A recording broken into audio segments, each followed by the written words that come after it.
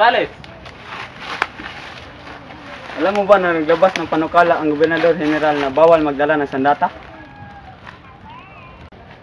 Hindi ko alam! Amin yan! Bitiwan niyo ko! Hindi mo nagsabi.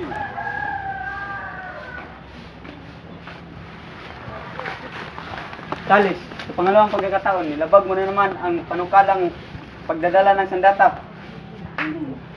Tuwin siya, di maaari yan! Oo!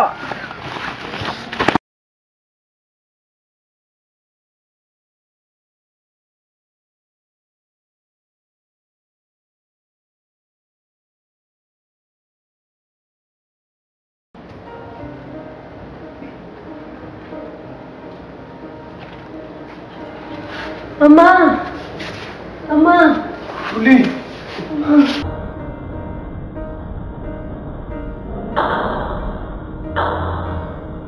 Kumusta na? Hindi ko kayo mag-alala sa amin. Hahanap ako ng tulong. Gagawin ko ang lahat para makaalis kayo dito, Ama. Huwag niyo na akong alalahanin, Uli. Alalahanin niyo sarili niyo. Tapos na oras ng dalaw! Alam na, Ama. Sige, mag-ingat ka, Uli. Huwag kang mag-alala. Hindi ka magtatagal dito. Mag-ingat ka, Uli.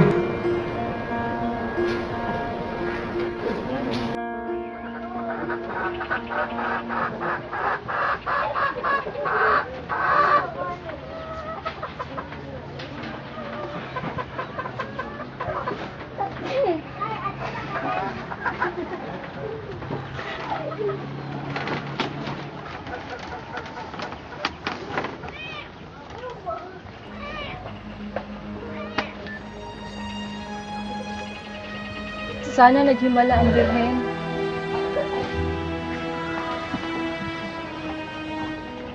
Hindi naghimala ang Birhen.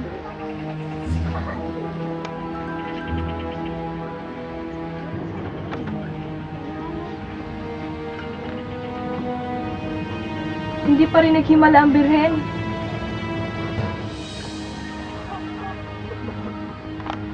Punta na lang ako kina Hermana para humingi ng tulong. Makakadalo rin naman ako kina Lolo dahil malapit naman ang bahay ni Hermana sa amin.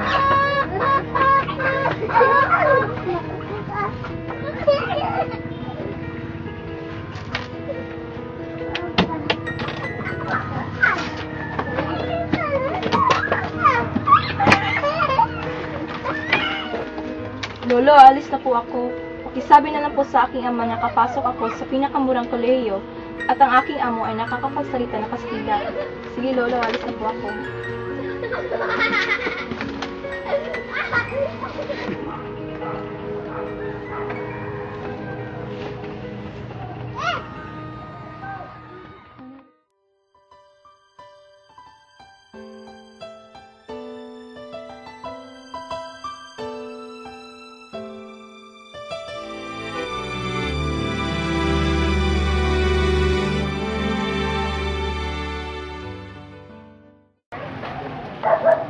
Magandang hapon po. Magandang hapon rin. Pwede po bang masukan bilang alila sa inyo?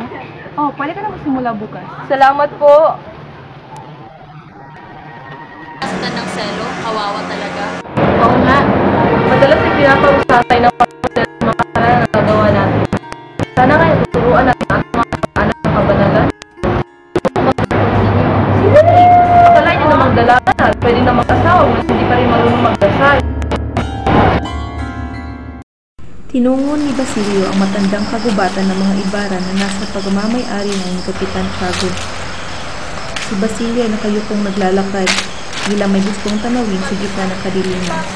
Doon ay mahal ang kanyang mahal na ina at sa tuwing mauuwi siya sa bayang iyon, ay una niyang dinadalaw ang libingang ito na walang nakababatid.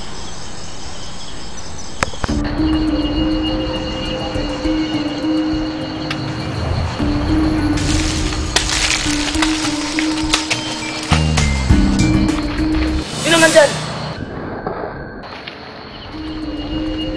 Huwag, Ibarra! Ako ito, si Basilio, ang tumulong sa paglibing ng iyong ina. Ngayon na kinala mo na ako, dapat ka na mawala. Huwag, Ibarra! Hindi ko na matiis ang paglalapastangan sa ating bayan. Walang ibang solusyon nito, kundi maging probinsya ng Espanya ang Pilipinas at magkakaroon ng pantay na karapatan ang Pilipino at Kastila. Ang hinihiling nyo yung palang pagtayo ng akademya ay makakawasak sa lahing Pilipino. Madadagdagan ng 40 wika ang ating bansa. Ito ay makadulot ng hindi pagkakaunawaan. Ngunit naniniwala akong ang wikang Kastila ang magbubuklod sa ating bansa. Hindi yan nakasiguro, Basilio. Mas mabuti pang makianib ka sa akin at labanan ang gobyernong Kastila. Hindi ako aanib sa iyo, Ibarra. Wala akong hilig sa politika. Naniniwala akong ang karunungan ng tao ay walang hanggan ang mararating at maaaring magamit sa makabuluhang bagay. Labis akong nagulat nakita kita, Ibarra. Ngunit kailangan ko nang umalis. Hindi kita pinipigilang ibunyag ang aking lihim. Ngunit, kung kailangan mo ang tulong ko, nandoon lang ako sa eskolta.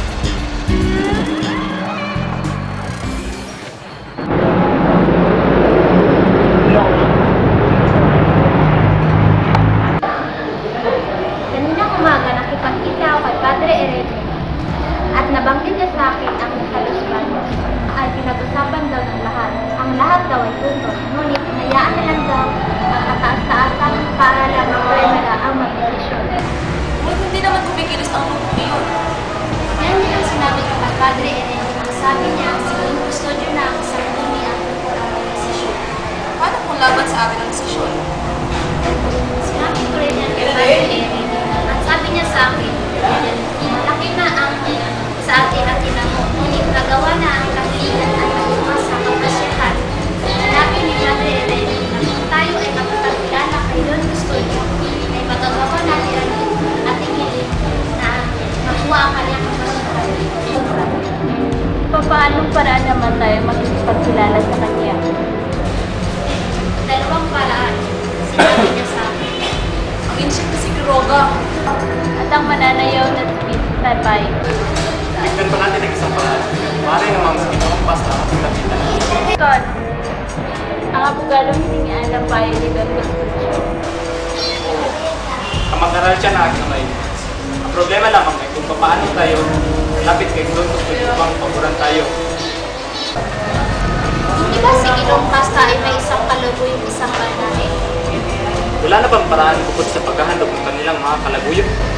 Huwag ka nga maarte. Isipin mo na lang kung kuha ang magagawa noon. Kilala kang babae, si Matea. Maray, nagtama si